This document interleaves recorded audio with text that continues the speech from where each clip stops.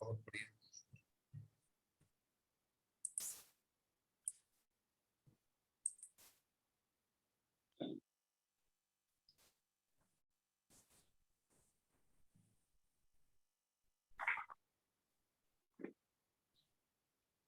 देखो इससे आगे बढ़ते हैं।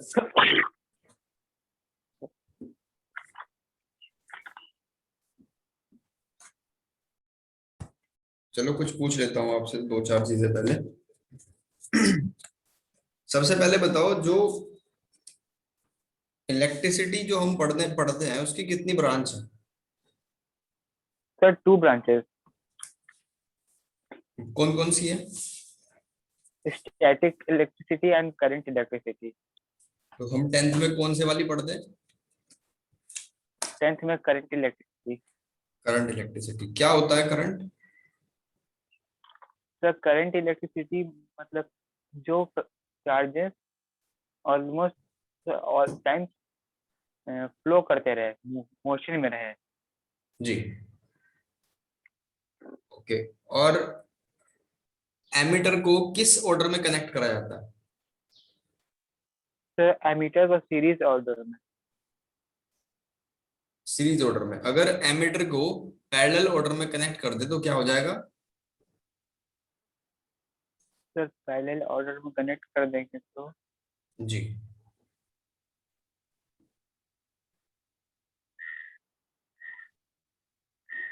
सर शॉर्ट सर्किट होगा।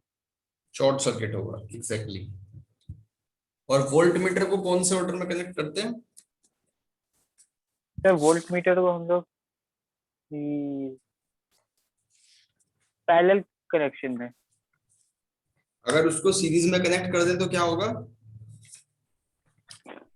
उसको सीरीज में कर देंगे तो उसकी रेजिस्टेंस बढ़ जाएगी।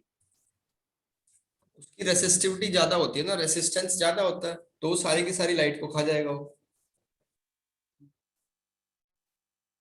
ठीक है ना? हाँ देखो एक बार मैं रिपीट करता हूँ पूरा लेक्चर। अब तक हमने इसके 3 लेक्चर लिए और ये 4th वाला है। हाँ सबसे पहले क्या है इसमें, इलेक्ट्रिसिटी की ब्रांच है स्टैटिक। देखो जो रिवाइज करने का पैटर्न होता है ना, वो यही होता है। जैसे ही चैप्टर आपका खत्म होगा तो आपको फिर रिवाइज करने की जरूरत नहीं। फिर आप 15-20 दिन बाद इसको रिवाइज करना। 3-4 दिन लगातार रिवाइज कर करके फिर स्टॉप कर दो, 10-15 दिन बाद फिर इसको रिवाइज करो, तो आपको इजी लगेगा काम। इलेक्ट्रिसिटी की 2 ब्रांच होती है, स्टैटिक और करंट।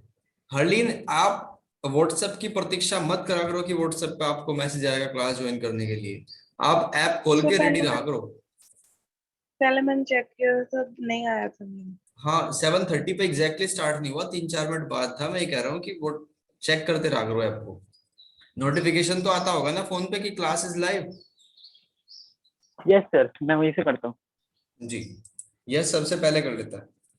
तो इलेक्ट्रिसिटी की 2 ब्रांच है, स्टैटिक और करंट। फिर इसके बाद हमने पढ़ा मेटल और नॉन मेटल वगैरह के बारे में, कंडक्टर इंसुलेटर, क्यों कंडक्टर होते हैं क्यों इंसुलेटर होते हैं, ये भी हमने सीख लिया इन डिटेल। और नेक्स्ट जो हमने सीखा, फिर उसके बाद फिजिकल क्वांटिटी एसोसिएटेड, यानी कि हमें किन किन चीजों की इसमें जरूरत पड़ने वाली है। तो पहला, electric charge, electric current, potential difference, resistance and resistivity. आज के लेक्चर में हम 4th पॉइंट तक कंप्लीट कर देंगे। ठीक है? और ओम्स लो ये भी हमने कंप्लीट कर दिया। फिर जूल वाला पढ़ेंगे, हीटिंग का, और आगे। तो इलेक्ट्रिक करंट देखा हमने। इलेक्ट्रिक का मतलब क्या है? जो चार्ज, चार्ज का फ्लो। और करंट का मतलब जो मोशन करे, यानी चार्ज के मोशन को ही इलेक्ट्रिक करंट कहते हैं। ठीक है? डेफिनेशन क्या है इसकी? पर सेकंड पर सेकंड चार्ज को जितनी स्पीड से ले जाया जाता है उसी को कहते हैं इलेक्ट्रिक करंट। तो ये 2 टाइप के होते हैं चार्ज, एक तो प्लस और एक माइनस। ये जो गलती से करंट लिखा हुआ है जबकि एक्चुअल में ये चार्ज है, इलेक्ट्रिक चार्ज। ठीक है? इसको आप करेक्ट कर लेना अगर आपने नोट्स में इसको करंट लिख दिया हो तो। इलेक्ट्रिक करंट नेक्स्ट टॉपिक है हमारा। तो चार्ज 2 टाइप के होते हैं, पॉजिटिव नेगेटिव, आपको पता ही है। प्लस माइनस अट्रैक्ट करते हैं, अगर सेम हो तो एक दूसरे को रिपल का मतलब प्रतिकर्षित करते हैं। ठीक है? और एक इलेक्ट्रॉन पे जो चार्ज होता है वो -1.6 इंटू 10⁻⁻19 होता है, और प्रोटॉन पे पॉजिटिव होता है। न्यूट्रॉन होता है 0, यानी न्यूट्रल।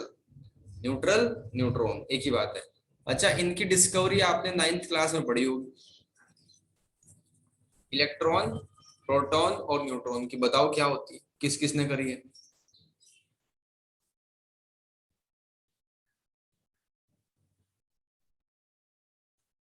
किसने खोज करी इलेक्ट्रॉन की? सर बोर ने की थी। बोहर ने बेटा मॉडल दिया था उसका, एटॉमिक मॉडल दिया था उसने। उसने बताया था कि इलेक्ट्रॉन फ्री फ्री इलेक्ट्रॉन्स होते हैं, वो मूवमेंट करते रहते हैं, बीच में हमारा न्यूक्लियस होता है जिसपे पॉजिटिव चार्ज होता है, प्रोटॉन वहां पे होता है। उसने वो चीजें बता एक्सप्लेन करी थी। हर्डीन, discovery of electron, proton and neutron.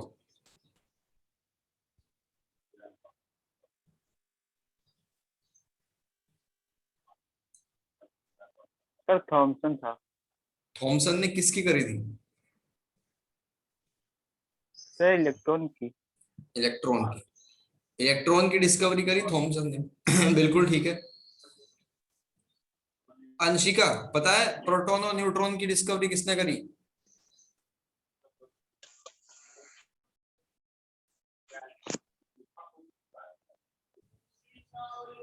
Sir देखो, हाँ जी, अर्नेस्ट बोर्ड ने इस की थी शायद प्रोटॉन की। मैं बताता हूँ, इसका एक कोड बताता हूँ, फिर आप कभी भूलोगे नहीं इसे। अर्नेस्ट। एक एक चीज को याद रख लेना बस आप, ईंट पर नाच, ईंट पर नाच। तो ई का मतलब क्या है? ई फॉर इलेक्ट्रॉन, टी का मतलब है Thomson, P for proton, R for Rutherford, N for neutron, H for Chadwick. ठीक है। Yes sir. इलेक्ट्रॉन की डिस्कवरी करी थॉमसन ने, प्रोटॉन की डिस्कवरी करी रदरफोर्ड ने। ठीक है, yes sir Rutherford. Ernest sir. इसकी चैडविक ने करी, चैडविक। ठीक है ना। और चार्जेस आपको पता ही है, इलेक्ट्रॉन पे नेगेटिव वाला 1.6 इंटू 10⁻⁻19 होता है, प्रोटॉन पे पॉजिटिव वाला होता है, और इससे कम चार्ज नहीं होता। फिर सीरीज और पैरेलल कनेक्शन को हमने सीखा, और डिटेल में सीखेंगे आगे, न्यूमेरिकल भी करेंगे इसके, लेकिन यहाँ सिर्फ बेसिक इंट्रो है। सीरीज में क्या होता है कि जैसे इसका लेफ्ट हैंड है और ये इसका राइट हैंड है, ठीक है, फिर दूसरे वाले बल्ब लगा रखे हैं हमने, और ये बल्ब है, इसका ये लेफ्ट हैंड है इसका, तो एक का राइट दूसरे के लेफ्ट से कनेक्ट होगा। ठीक है, एक का राइट दूसरे के लेफ्ट से कनेक्ट होगा, तो इसको बोलेंगे सीरीज ऑर्डर। और पैरेलल में क्या हो रहा है, देखो इसका राइट है तो ऊपर जाके राइट से कनेक्ट हुआ, तो राइट राइट से कनेक्ट हो रहा है। मतलब ये तो समझने के लिए है राइट लेफ्ट वाला, वैसे आपको डायग्राम देख के समझ आ जाएगा। ठीक है ना। डायग्राम देख के कैसे कि करंट फ्लो हो रहा है, यहाँ तो सिंगल करंट फ्लो होगा इसमें, आई, और इसमें 3 करंट फ्लो होंगे, एक तो I1, एक I2 और एक I3। तो ये देख के पता चल जाएगा।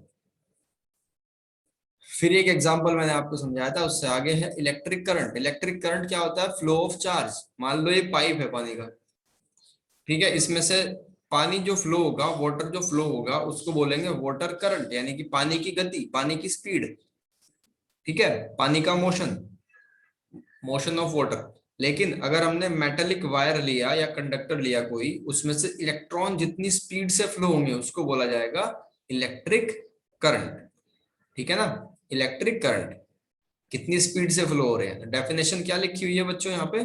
It is the rate of flow of electric charge, यानी इलेक्ट्रिक चार्ज जितनी स्पीड से भागे जा रहे हैं उसमें, उसको बोला जाएगा इलेक्ट्रिक करंट। और फॉर्मूला हमारा इलेक्ट्रिसिटी का फर्स्ट फॉर्मूला क्या है? I equals to Q upon T.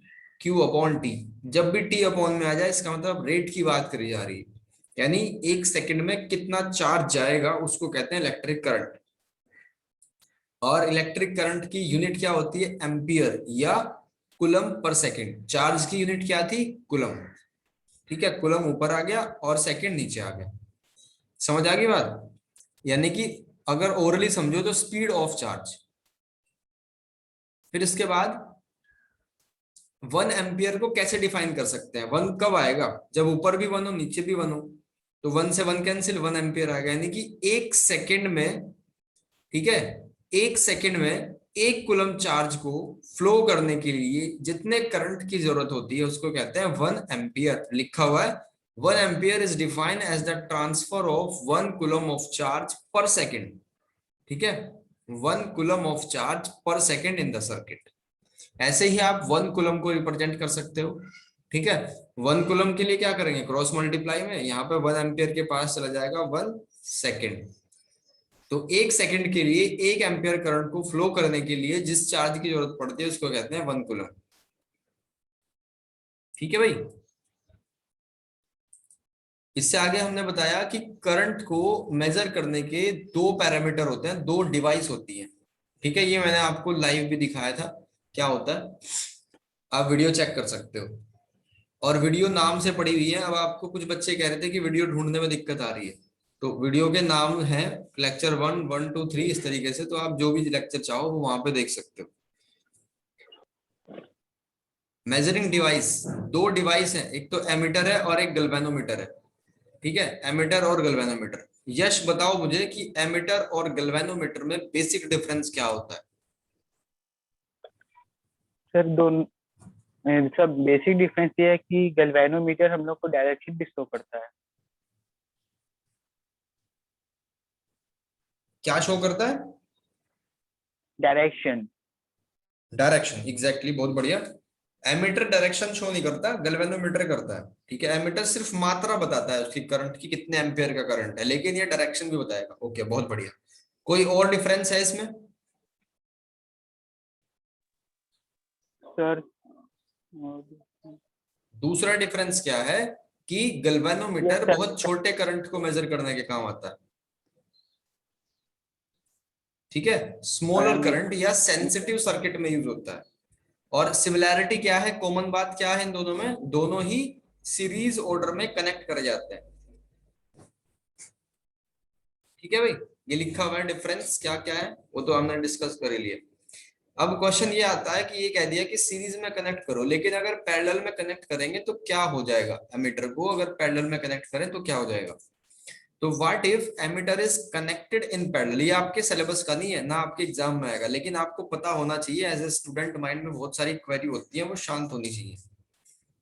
ठीक है, तो what if ammeter is connected in parallel, तो पैरेलल में कनेक्ट कर दिया, ये बल्ब लगा रखा है, बल्ब का सिंबल है, एक सिंबल की टेबल मैंने आपको बताई थी, वो आपको पता होनी चाहिए। ये है आपका एमीटर। तो क्या होगा, एमीटर का रेसिस्टेंस, ठीक है, क्या होता है, लो रेसिस्टेंस होता है, और गैल्वेनोमीटर का उससे भी कम होता है। ठीक, तो ammeter has very low resistance. अगर उसको पैरेलल में कनेक्ट कर दिया गया, in parallel to the circuit, अब करंट को क्या है, एक रास्ता और मिल गया फ्लो होने के लिए, तो करंट जाएगा इधर। और यहाँ पे रेसिस्टेंस का मतलब क्या होता है, रुकावट। रेसिस्टेंस का मतलब होता है ट्रैफिक। तो किसी रोड पे कम ट्रैफिक है और एक वाहन इधर से आया और एक वाहन इधर से आया, तो दोनों टकरा जाएंगे। तो टकराते ही क्या होगा, शॉर्ट सर्किट हो जाएगा। जैसे आपने देखा होगा, आपके जो पंखे का प्लग है, ठीक है, उसको काट दो, 2 वायर निकलेंगे, एक रेड कलर का एक ब्लू कलर का, अगर दोनों को टच कर दो तो तार फूक जाएगा पूरा का पूरा। ठीक, उसको कहते हैं शॉर्ट सर्किट।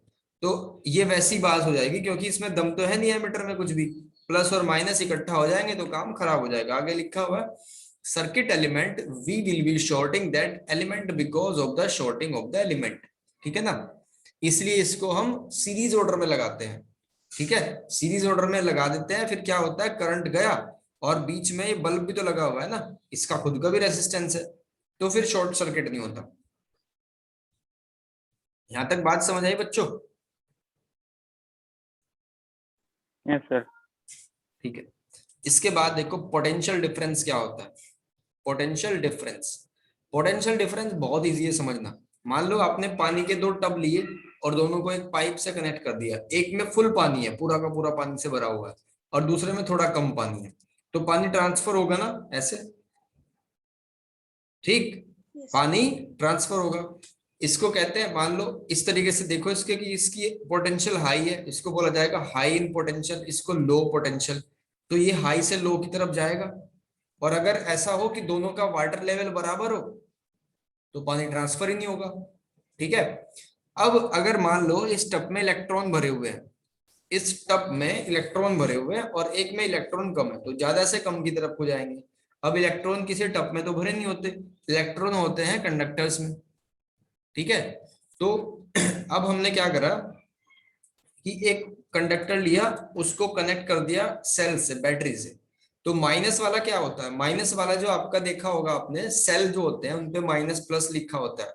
टीवी के रिमोट का सेल निकालो, चेक करो आज ही, माइनस प्लस, और उसके अंदर ग्रेफाइट वो ब्लैक ब्लैक सा भरा होता है। तो एक पे माइनस और एक पे प्लस। माइनस का मतलब होता है इलेक्ट्रॉन रिच, यानी बहुत सारा इलेक्ट्रॉन है, क्योंकि इलेक्ट्रॉन पे साइन कैसा है, माइनस, और ये तो माइनस का भंडार है। और प्लस का मतलब है बहुत कम, यानी कि इलेक्ट्रॉन डेफिशिएंट, मरे हुए इलेक्ट्रॉन होंगे बिल्कुल। तो इसका मतलब क्या है कि पोटेंशियल डिफरेंस, पोटेंशियल डिफरेंस तो है यहाँ, क्योंकि एक तरफ इलेक्ट्रॉन ज्यादा है और एक तरफ इलेक्ट्रॉन कम है, वो वाली स्थिति बनती है। तो इसको कहते हैं बच्चों पोटेंशियल डिफरेंस। अब इसकी डेफिनेशन पढ़ो क्या है। Potential difference is the work done per unit charge by cell. अब इस बात को समझो, फॉर्मूला होता है इसका W/Q, V equals to W/Q। Potential difference is the work done per unit charge by cell. Cell ने क्या करा, चार्जेस को ले जाने के लिए जितना काम करा, ठीक है। जैसे हमारा हार्ट क्या करता है, पूरे शरीर में ब्लड को पंप करता है, तो ऐसे ही ये सेल क्या काम कर रहा है, सेल भी वही काम कर रहा है। सेल में क्या होता है, प्लस वाली तरफ से बूढ़े इलेक्ट्रॉन आए, वो चार्ज कर देगा और उसको पावर के साथ में तेजी से आगे फेंक देगा, ठीक है। देखो आगे एक और सुंदर सा डायग्राम है। मान लो ये ओल्ड इलेक्ट्रॉन है, ठीक है, और ये सेल लगी हुई है, ये सेल लगी हुई है, तो ये तुरंत उसको चार्ज करके फटाफट से आगे फेंक देगा।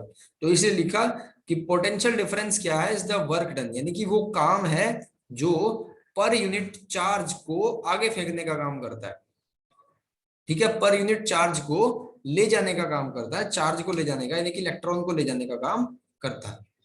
तो 1 वोल्ट उसको किससे मेजर, किससे करते हैं, वोल्ट मीटर से करते हैं, और ऐसे बोलते हैं 1 वोल्ट 2 वोल्ट। तो पोटेंशियल डिफरेंस इसके बराबर होता है 1 वोल्ट इक्वल्स टू 1 जूल/1 कूलम, क्योंकि वर्क की यूनिट होती है जूल, ठीक है, और चार्ज की होती है कूलम। तो क्या होगा, डेफिनेशन क्या बनेगी कि 1 कूलम चार्ज को ले जाने के लिए, ठीक है, 1 कूलम चार्ज को ले जाने के लिए 1 जूल काम करना पड़े, ठीक है, तो वहां पे क्या होगा, पोटेंशियल डिफरेंस 1 वोल्ट होगा, ठीक है। अब इसको मेजर करते हैं हम वोल्ट मीटर से। वोल्ट मीटर का चित्र भी मैंने आपको दिखाया था, स्क्रीन शेयर करके आप वीडियो को चेक कर लेना, ये रिवीजन है बच्चों। इसको हम कनेक्ट करते हैं पैरेलल में, ठीक है, पैरेलल में कनेक्ट करते हैं। पैरेलल में इसलिए कनेक्ट करते हैं कि अगर हम इन केस इसको सीरीज में कनेक्ट कर दें तो इसका रेसिस्टेंस होता है बहुत ज्यादा, ठीक है, वोल्ट मीटर का सिंबल होता है। तो सारा का सारा करंट तो यही रोक लेगा, बचा कुछ इसमें जाएगा, तो आपके घर लाइट तो आएगी बढ़िया, लेकिन बल्ब नहीं जलेगा, बल्ब जलेगा बहुत कम, ठीक है। तो ये कंडीशन है वोल्ट मीटर की। अब आगे भी मैंने लिखा हुआ है पूरा definition, what if the volt meter is connected in series, series में कनेक्ट कर दे तो क्या होगा। Voltmeter has high in resistance.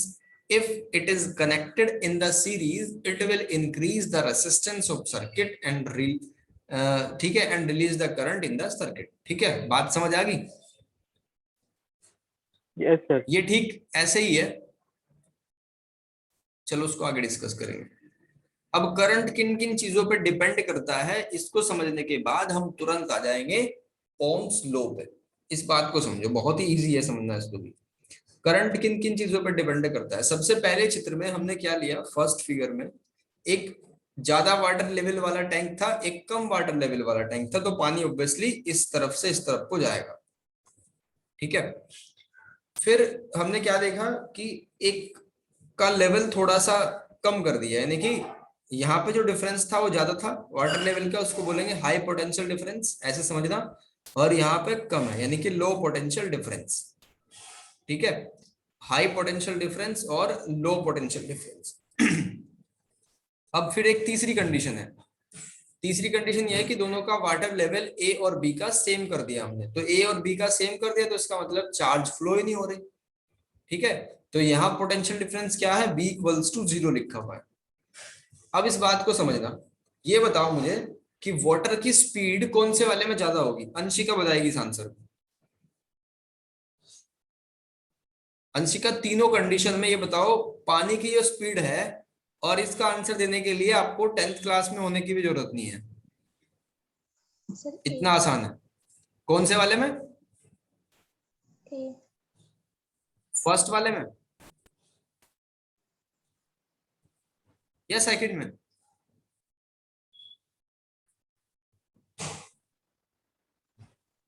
बोलो भाई, आपको से पूछा है, फिर किसी दूसरे का नंबर लगेगा। सर ए वाले में।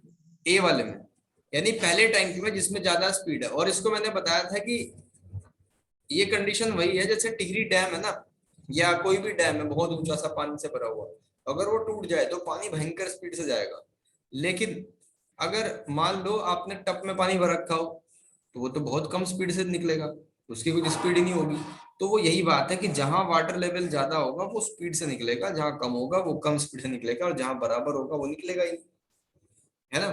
तो इसका मतलब जो करंट है वो किस किस चीज पे डिपेंड कर रहा है? करंट पोटेंशियल डिफरेंस पे डिपेंड करता है।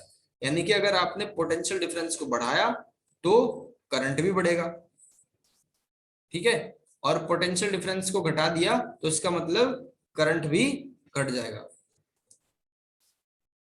समझ आ रही है भाई बात? Yes sir. और अगर पोटेंशियल डिफरेंस जीरो तो उसका मतलब करंट भी जीरो है। तो हमने ये साइन लगा दिया यहाँ कि जो पोटेंशियल डिफरेंस है यानी कि V है वो इलेक्ट्रिक करंट के प्रोपोर्शनल है, इलेक्ट्रिक करंट के वो प्रोपोर्शनल है, ठीक है। प्रोपोर्शनल का मतलब उस पर डिपेंड करता है, उसके बढ़ने से बढ़ रहा है, घटने से घट रहा है। तो इसको कहते हैं ओम्स लॉ, मोस्ट इंपोर्टेंट है, आधारशिला है इलेक्ट्रिसिटी चैप्टर की, इसको कहते हैं हम ओम्स लॉ। और प्रोपोर्शनल का साइन हटाने के लिए एक कांस्टेंट लाते हैं, और वो कांस्टेंट हमने रखा R। तो एक्चुअल में लॉ क्या हुआ? V equals to RI, R for resistance, ठीक है। और रेसिस्टेंस को आगे मैं डिस्कस करूंगा क्या होता है कैसे होता है, ठीक है। फिलहाल ये समझो कि इलेक्ट्रिक करंट जो होता है वो वोल्ट पे डिपेंड करता है, V equals to RI, V equals to RI। अब एक चीज देखो आप, एक सर्किट है जिसमें 100 वोल्ट का पोटेंशियल डिफरेंस है, ठीक है। और रेसिस्टेंस जो है, रेसिस्टेंस का मतलब होता है रुकावट, इसका भी फोटो में दिखाऊंगा आपको रेसिस्टेंस का अभी। रेसिस्टेंस का मतलब होता है रुकावट, इसमें 50 ओम, रेसिस्टेंस की जो यूनिट होती है ना उसको ओम कहते हैं। 50 ओम का क्या लगा हुआ है? रेसिस्टेंस लगा हुआ है। तो इलेक्ट्रिक करंट क्या होगा? I इक्वल्स टू, देखो अगर आप यहां से देखो I equals to V by R होता है ना, I equals to V by R. तो वोल्टेज कितनी है? 100, और रेसिस्टेंस कितना है? 50 का। तो आंसर कितना आया? 2 एम्पियर। ओके, फिर आपने वोल्ट रखा 100, यानी पोटेंशियल डिफरेंस 100 ही है, और आपने इसको 20 ले लिया, ठीक है। तो क्या आ जाएगा? 100 अपॉन 20 यानी कि 5 एम्पियर। तो ये तो बात समझ नहीं आई भाई हमें, ठीक है। हमने कहा था कि पोटेंशियल डिफरेंस पे डिपेंड करता है, तो दोनों सर्किट में बराबर होनी चाहिए थी ना करंट। तो इससे क्या निष्कर्ष निकला? कंक्लूजन ये निकला कि इलेक्ट्रिक करंट सिर्फ वोल्ट पे ही डिपेंड नहीं करता, वो रेसिस्टेंस पे भी डिपेंड करता है, ठीक है ना। रेसिस्टेंस पे भी डिपेंड करता है, यानी कि रेसिस्टेंस के बढ़ने से क्या हो रहा है? देखो पहले कितना था? 50 था, तो करंट कितना? 2 एम्पियर था, और रेसिस्टेंस हमने घटा दिया तो क्या होगा? करंट बढ़ गया। इसका मतलब कि इनवर्सली प्रोपोर्शनल है, ठीक है। अगर आप यहां से देखो तो आई की अगर वैल्यू निकालो तो V बाई आर निकलेगी, अपॉन में है, उल्टा है। तो अगर रेसिस्टेंस की वैल्यू बढ़ेगी तो इलेक्ट्रिक करंट घटेगा। तो मैंने लिखा हुआ है यहाँ पे I equals to V upon R. तो इलेक्ट्रिक करंट क्या है कि रेसिस्टेंस के इनवर्सली प्रोपोर्शनल है और वोल्टेज के डायरेक्टली प्रोपोर्शनल है, ठीक है। रेसिस्टेंस के इनवर्सली प्रोपोर्शनल है और वोल्टेज के डायरेक्टली प्रोपोर्शनल है। तो करंट देखो, किसी भी सर्किट में क्या होता है? वोल्टेज तो फिक्स है, मान लो कहीं 100 है, 120 है, उसको तो कोई मतलब नहीं किसी से, और रेसिस्टेंस भी फिक्स है, कहीं 20 है कहीं 50 है। लेकिन जो करंट है वो दोनों की बात को मान के चलेगा, दोनों पे डिपेंड करेगा, ठीक है। फ्रेम हो रही है दिमाग में भाई ये बातें? Yes sir. ठीक। फिर जो रेसिस्टेंस आया उसको डिटेल में पढ़ो, क्या डेफिनेशन है, क्या ऐसा यूनिट है, कैसे कैसे क्या होता है। रेसिस्टेंस क्या है? Is the property of conductor to resist, का मतलब रोकना, to resist the flow of charges. ठीक है, रेसिस्टेंस क्या होता है? Is the property of conductor, सिर्फ कंडक्टर में ही होता है। इंसुलेटर तो क्या, वो खुद ही इलेक्ट्रिक करंट को फ्लो नहीं होने दे रहा, तो उसमें क्या रेसिस्टेंस होगा? तो is the property of conductor to resist the flow of charge, flow of charge को रोकने का काम करता है। इसको मैंने एक स्टोरी के थ्रू आपको समझाया था। मान लो आप हो, आप छोटे हो, आपके घर में बड़े हैं, तो आप बाहर जाओगे तो आपसे पूछा जाएगा, ठीक है, कहाँ जा रहे हो, किस टाइम तक आओगे, बहुत सारी बातें पूछी जाएगी। तो वो क्या है, रेसिस्टेंस का काम करते हैं आपके घर वाले। ठीक है भाई। yes sir, तो इसकी यूनिट क्या होती है? यूनिट का मतलब नापते कैसे हो? आपने दूध वाले से दूध लिया तो 2 लीटर, 3 लीटर, 4 लीटर, आप कुछ सामान लेने गए, 1 किलो, 2 किलो, 3 किलो, तो यूनिट क्या होती है? उसको किस चीज में हम मापते हैं, उसकी मेजरिंग यूनिट, मेजरिंग क्वांटिटी होती है। तो ओम क्या है? रेसिस्टेंस को मापने की एक यूनिट है। और ओम इसका, ये जो इंग्लिश का नहीं है, ठीक है, ये है ग्रीक भाषा का शब्द, और इसका सिंबल ये होता है ऐसे, ऐसा ही यूनिट होती है ओम, और ये इसका सिंबल होता है। अब ये रेसिस्टेंस की थ्योरी को समझो, हाई रेसिस्टेंस और लो रेसिस्टेंस कैसे हुआ? क्योंकि सारे रेसिस्टेंस एक जैसे क्यों नहीं होते? फिर ये क्वेश्चन भी तो आना चाहिए ना, इसमें वेरिएशन क्यों है, सब में एक जैसी पावर क्यों नहीं है? जैसे हमने कंडक्टर और इंसुलेटर को सीखा था कि क्यों होते हैं कंडक्टर, क्यों होते हैं इंसुलेटर, तो ऐसे ही यहाँ सीखेंगे हम, ज्यादा रोकने वाले और कम रोकने वाले क्यों होते हैं। तो कुछ ऐसे देखो, ये मेटेलिक वायर है कोई, या कोई भी मेटल है जिसको हम एज ए रेसिस्टेंस यूज करते हैं, तो क्या होता है, कुछ में इलेक्ट्रॉन, फ्री इलेक्ट्रॉन कम होते हैं, फ्री इलेक्ट्रॉन होते तो हैं लेकिन कम होते हैं। तो जिसमें कम होते हैं वो फटाफट से जाएंगे बिना किसी टकराव के, टकराव को कहते हैं कोलिजन।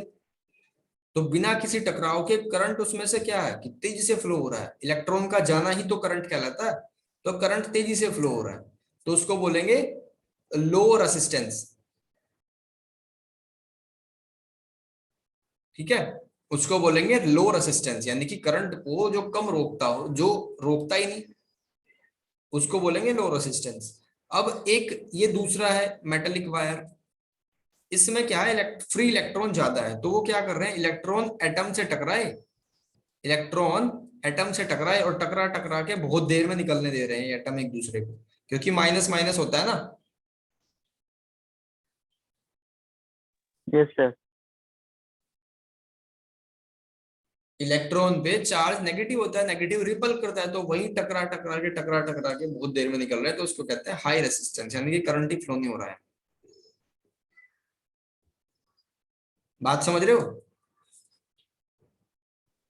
yes sir, तो ये थ्योरी थी रेसिस्टेंस की। मेरे ख्याल से यहाँ तक तो कोई दिक्कत नहीं होगी किसी को, पूरा रिपीट करा दिया मैंने आपको।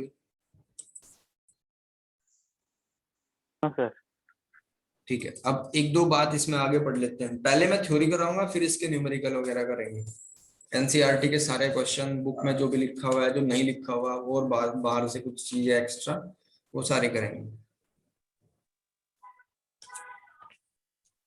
देखो, अब इस रेसिस्टेंस को हम, एक फॉर्मूला पढ़ा ना अभी, V equals to R I,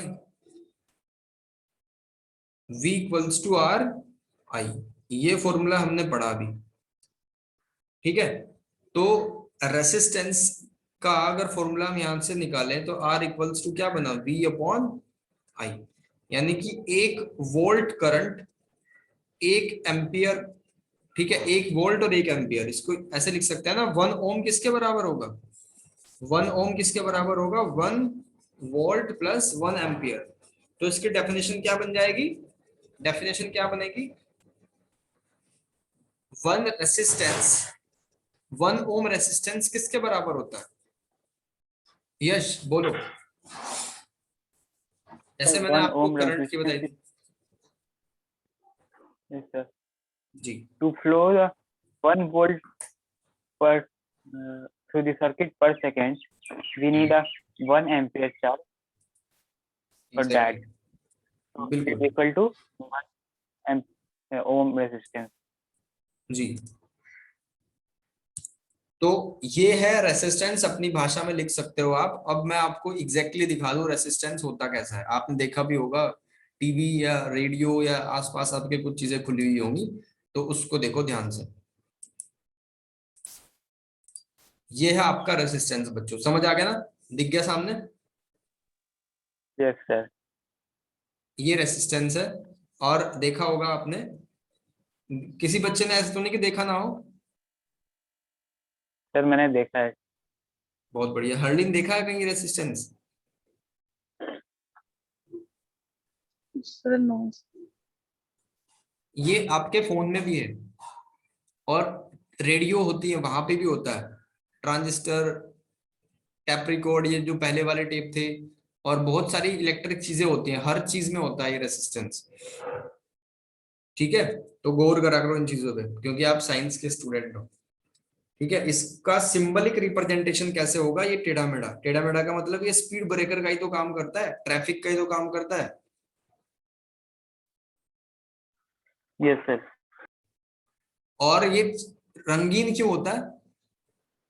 colour इसलिए होता है इसका कि इसके कलर में ना कोडिंग होती है, एक विशेष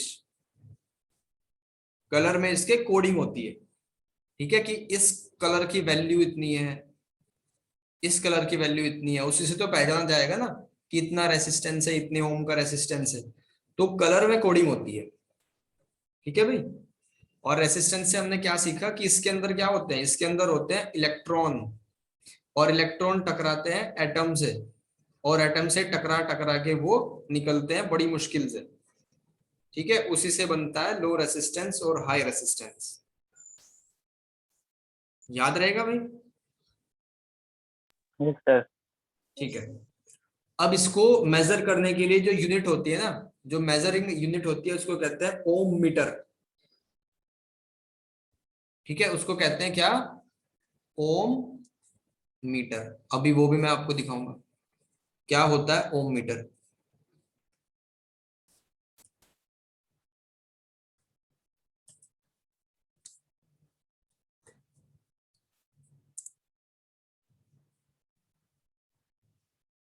देखो ये आ गया, दिख गया भाई स्क्रीन पे ओम मीटर, ऐसे लिखा होता है उस पर, OHMS, ओम मीटर। ये बताता है कि इतना ओम का करंट फ्लो हो रहा है। ठीक है, समझ रहे हो बात को? अब इसके बाद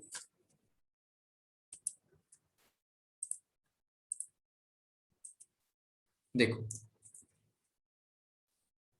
यहाँ क्या लिखेंगे हम? Measuring unit, measuring, sorry measuring device. Measuring device, measuring device क्या होती है? Ohm meter. Ohm meter is the measuring unit. ठीक है, फोटो आपने दिखा दिया। अब इसमें होता है इसका सिंबल, सिंबल होता है ये वाला, ये इसका सिंबल है रेसिस्टेंस का। ठीक है भाई, रेसिस्टेंस का सिंबल है। अब एक होता है वेरिएबल रेसिस्टेंस, उसको भी देखो क्या होता है। वेरिएबल रेसिस्टेंस, वेरिएबल रेसिस्टेंस क्या होता है? जैसे कि नाम से ही आपको पता चल रहा है कि जिसकी वैल्यू बदल जाए टाइम के अकॉर्डिंग, उसको कहते हैं वेरिएबल रेसिस्टेंस। ठीक है ना? अब उसकी भी फिगर देखो आप, कैसे होता है, क्या होता है।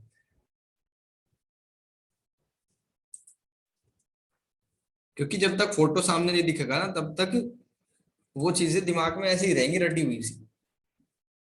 उसको हम एडजस्ट कर लेते हैं, वेरिएबल रेसिस्टेंस को एडजस्ट कर लेते हैं अपने हिसाब से।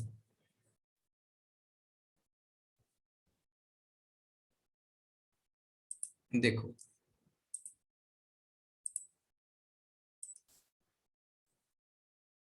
ये है सामने आपका वेरिएबल रेसिस्टेंस, वेरिएबल रेसिस्टेंस, ये आ गया।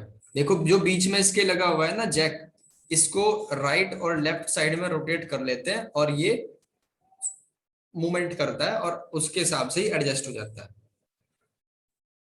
ठीक है भाई, इसको कहते हैं वेरिएबल। अगर आपसे कोई पूछे कि रेसिस्टेंस कितने टाइप का होता है तो दो टाइप का होता है, एक तो फिक्स और एक वेरिएबल रेसिस्टेंस।